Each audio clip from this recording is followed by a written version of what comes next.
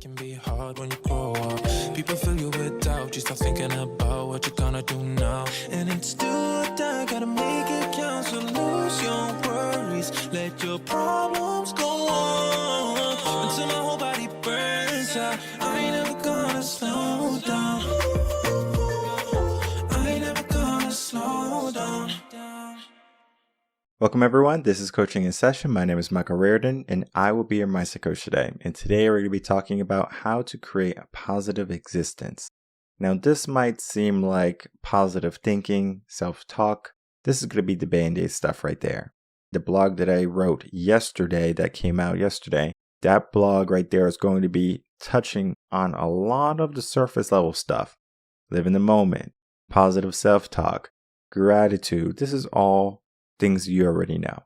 But today, this episode, we're really going to get down to the nitty gritty, right? We're going to hit rock bottom and how to have a positive existence. Because yes, it is living in the moment. Yes, it is being exuberant and grateful for what you have, but it's more than that. This is going to be a conversation of self-improvement, self-development, and how you can enhance yourself to be the best version of yourself or best person that you can be. Because if you think about it, what is positive? Hopefully your bank account. What is positive? Hopefully your mindset.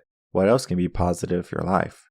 Typically, what people do when it comes to positive existence is they associate two of the three things that they can have a positive thing in: the body, mind, and the soul. We talked about it with an interview with one of my guests in the past. We talked about the importance of knowing that you have to have 2 out of the 3 in order to feel good. And if you are missing 2 out of the 3, that's when you start to have problems.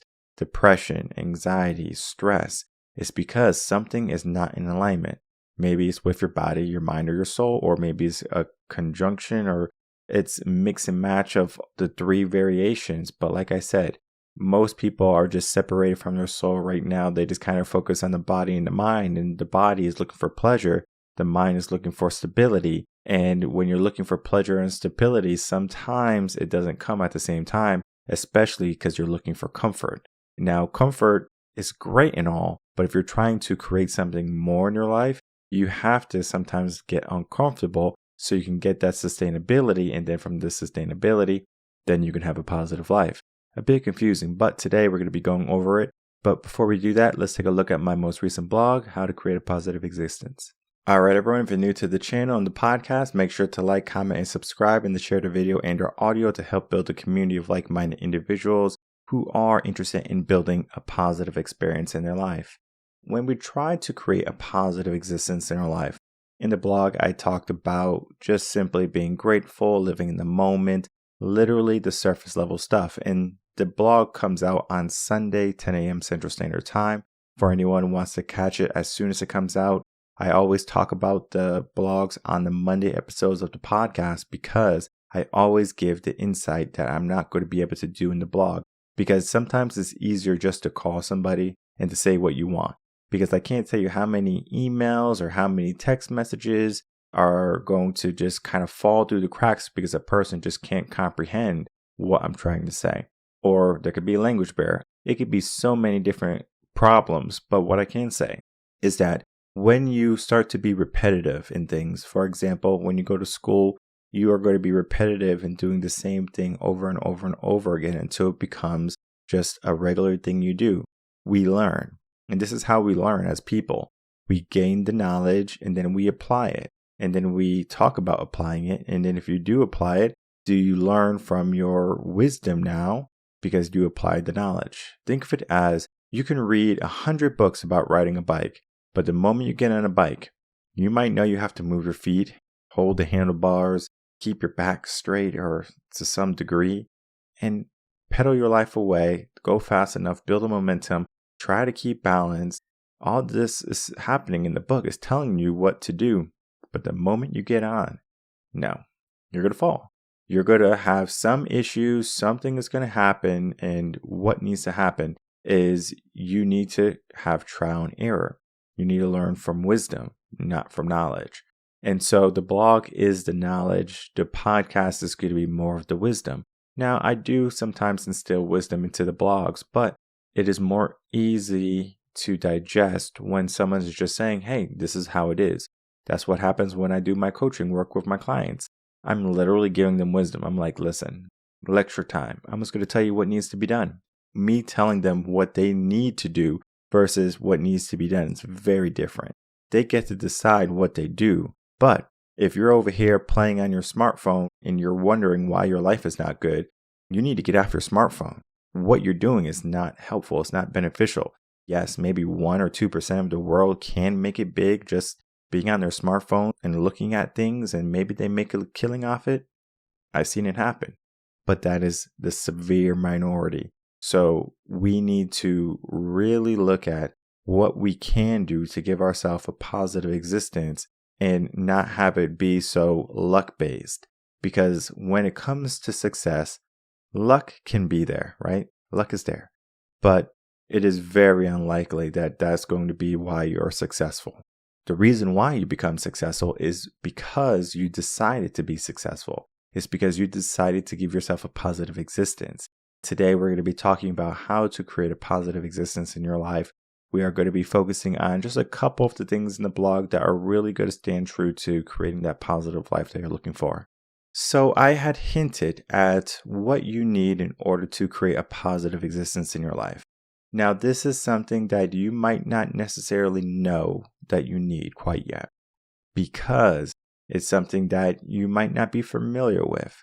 What happens typically when we grow up is we do what our mom and dad tell us to do, then we go to school and we do what our teachers tell us to do, and then we grow up and now we're adults and now we do what our boss tells us to do. But when do we tell ourselves what we need to do and we start to do it? At what age does that begin? Sometimes it begins right after high school, right? People who don't want to go to college, they want to be self-starters, they want to be entrepreneurs, they want to build a business, they want to learn trades. Those people right there are saying, okay, I'm putting myself into the equation, not trying to put myself into someone else's equation. Now, there is nothing wrong with putting yourself in someone else's equation. There are some people who do not have the drive, who do not have the skills and the ability, and nor do they have the desire to start a business, to be an entrepreneur or a CEO or have that type of mindset. Some people are just fully content with having a 9-to-5, getting a paycheck, paying their bills, and that's it.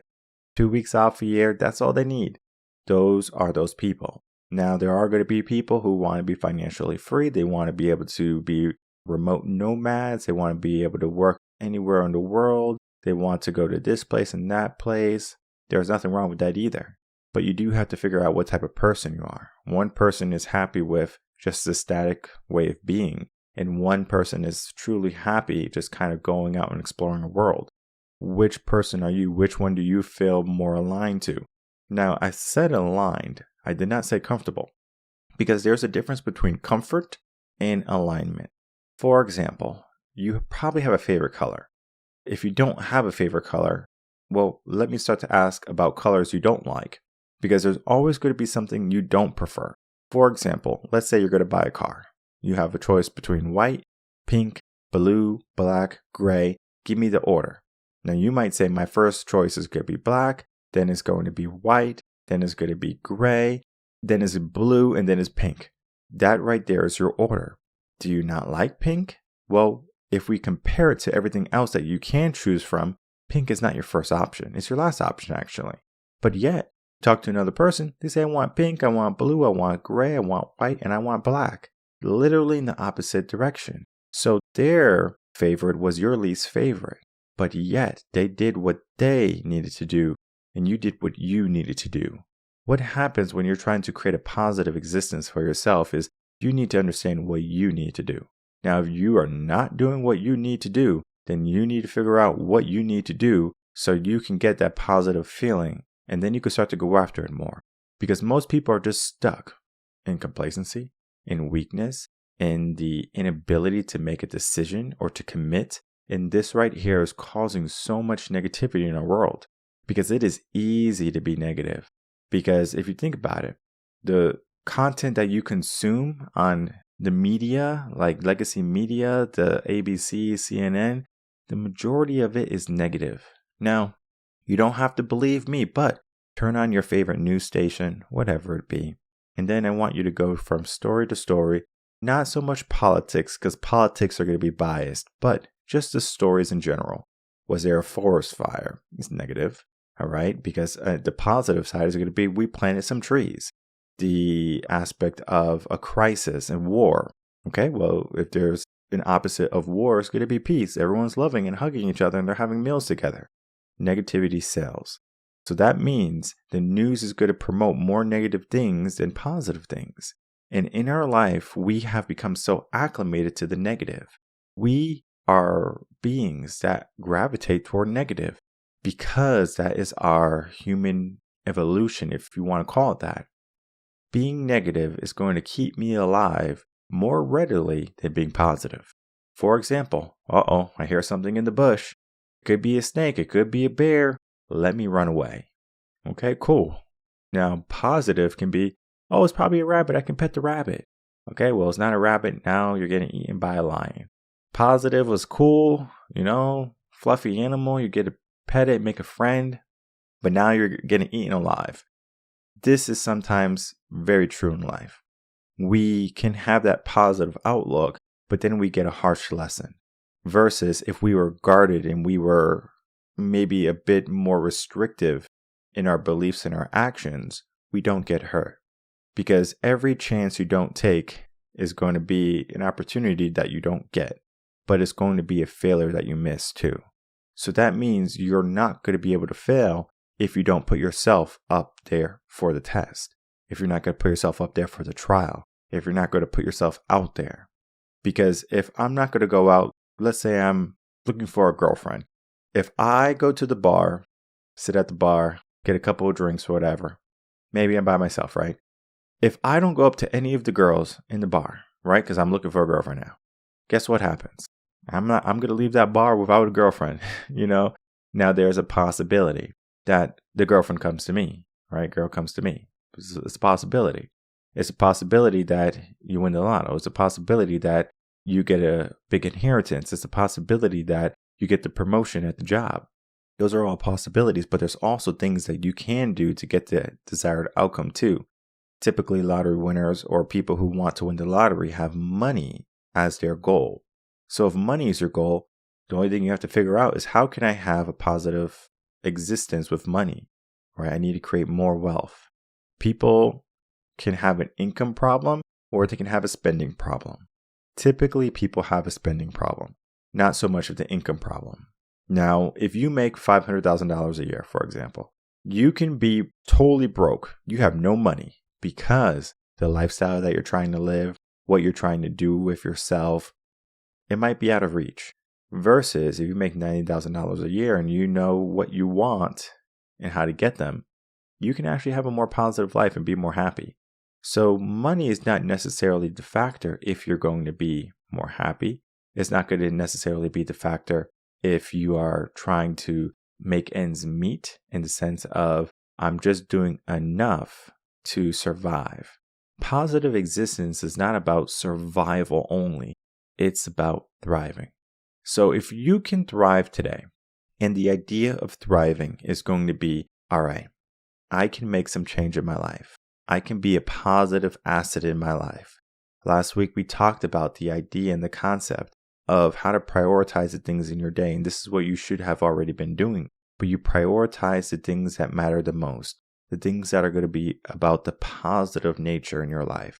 Because if you're going to maybe focus on the things that are negative, the things that are not going to bring about positivity, focus on the negativity, being very pessimistic, you're going to have that lifestyle. You're going to have that outcome because they say, right, whether you believe you can or you believe you can't, you are right. And this is all mindset.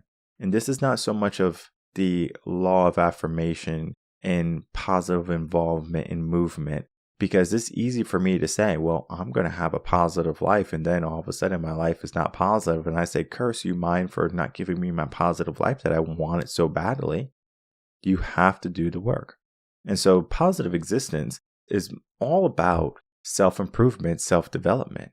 So when people, they inquire about coaching, right? They say, hey, I'm interested in getting some coaching. My life's a mess right now. And you won't believe how many people have a life that is very messy, That is not ideal. And it's all because they're afraid to invest in themselves. They're afraid to take action. They do not have a positive existent mindset.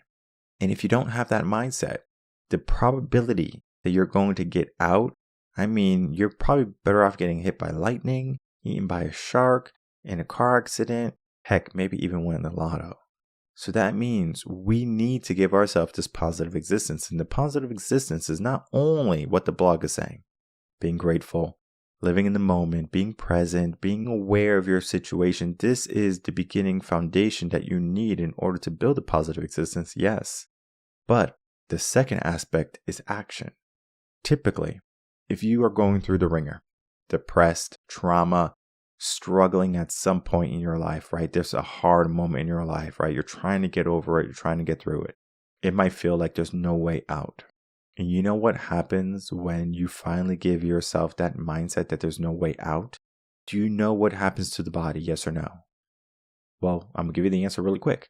The body stops moving. Now, you might think moving is like, oh, but I still go to work. I still go grocery shopping and I still eat. I still take my dog for a walk. This is the bare minimum.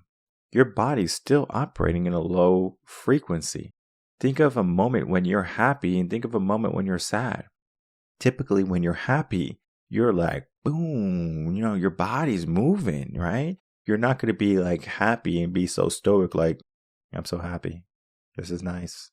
Oh, yes. Great. We're not robots. Happiness feels good. Now, there's a difference between the happiness effect and then the homeostasis effect. The happiness effect is just going to be at some point, we're going to have an elevated homeostasis. That means we are going to be super happy, smiley, right? It feels good for a little bit. But we always go back to our natural way of being, our natural rhythm. What happens with happiness is we can go down to our natural rhythm. But if we're negative, depressed, sad, we will not naturally go back to our natural rhythm readily or naturally. So it's like we have to force it to happen. You break up with a boyfriend or girlfriend, you're in that low depression state. Now they say time heals all wounds, and they basically say time is going to bring you back to homeostasis. There's a problem though. It takes a lot longer for you to get back from sad to happy or from sad to homeostasis than from happy to homeostasis. What happens is you need to create a positive flow if you're negative. Now, if you're sad, what does that mean, right? Typically, if you're sad, what you should do is you should start moving more. Going to the gym, yoga classes, ice skating, bowling, skydiving, doing something, hiking. It's not going to take away the sadness. This is not a magic pill, people.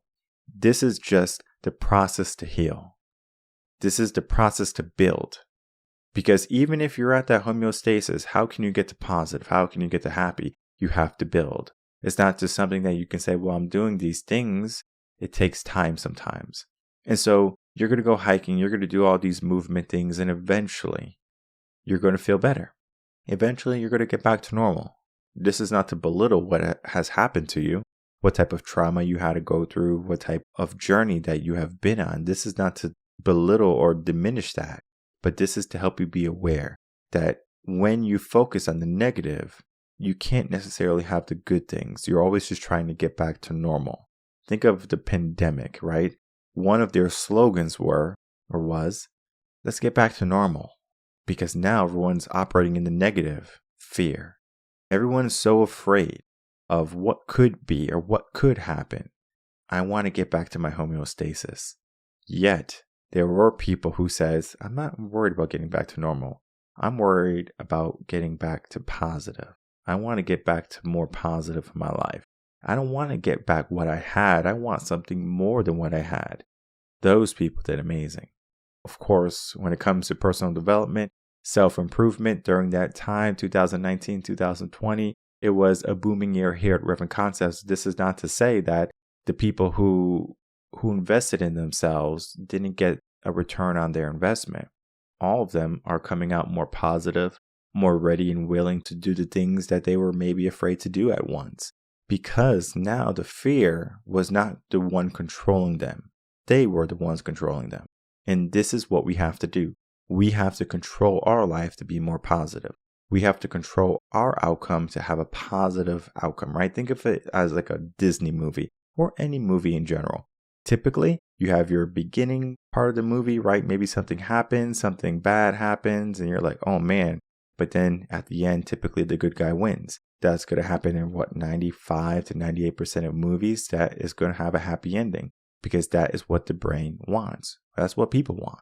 We want the happy ending. We want the positive outcome, but yet we have to do the work. We have to say, all right, if I'm going to change my circumstance, if I'm going to go from negative to positive, I have to do something about it. Now, you can read books. You can keep on reading the blog. You can maybe even go to the YouTube channel to listen to some motivational videos. You can keep listening to the podcast. All of these things are going to be good things for you to keep on doing.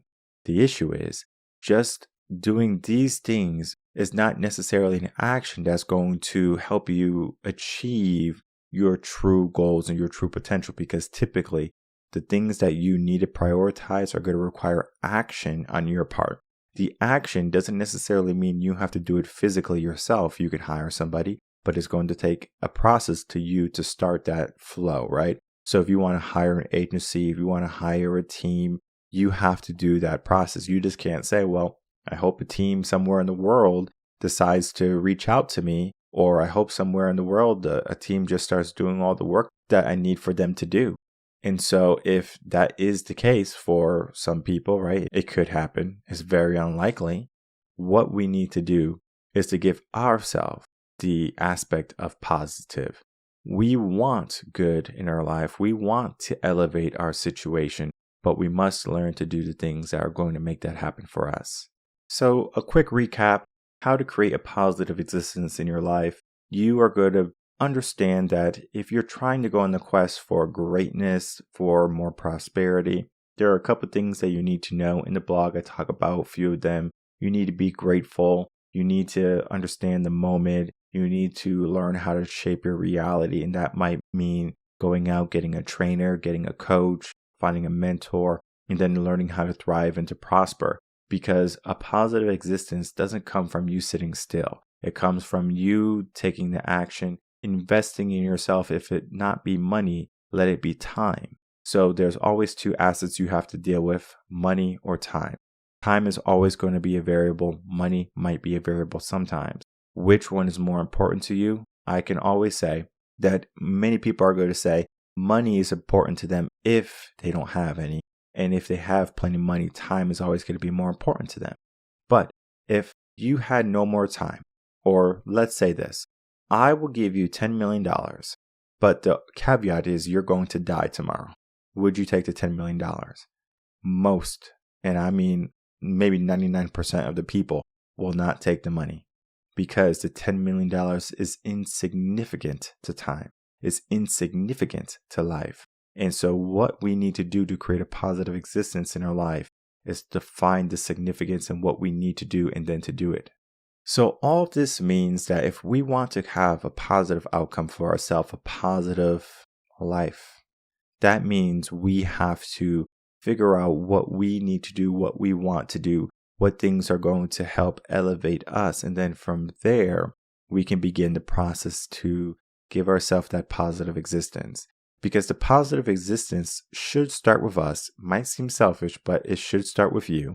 And then from there, it goes to everyone else, your spouse, your children, your family, your friends. If you have coworkers, your coworkers, the people in your neighborhood, your community, everyone else benefits from you being in a positive situation. Now, this is not to say that if you are positive, you need to give your assets and your stuff to other people.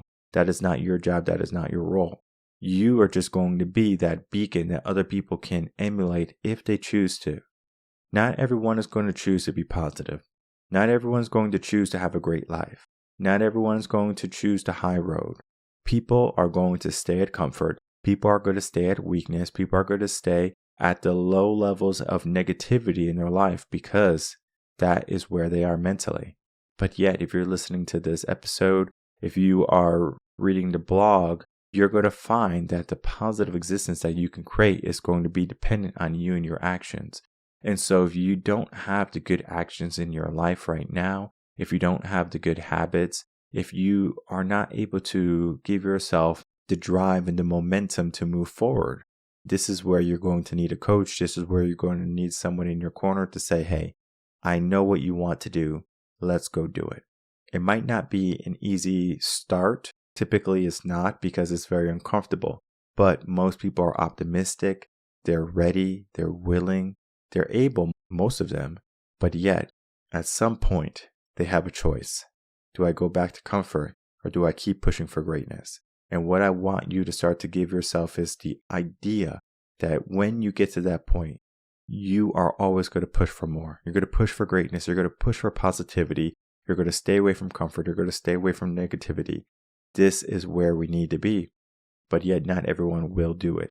And I don't expect everyone to do it, because again, comfort feels good, but greatness feels so much better. Which one will you choose? My name is Michael Rearden. I'm a mindset coach. If you have any questions, email me coachinginsession@gmail.com, and I'll see everyone on the next episode of Coaching in Session. Until then, everyone take care.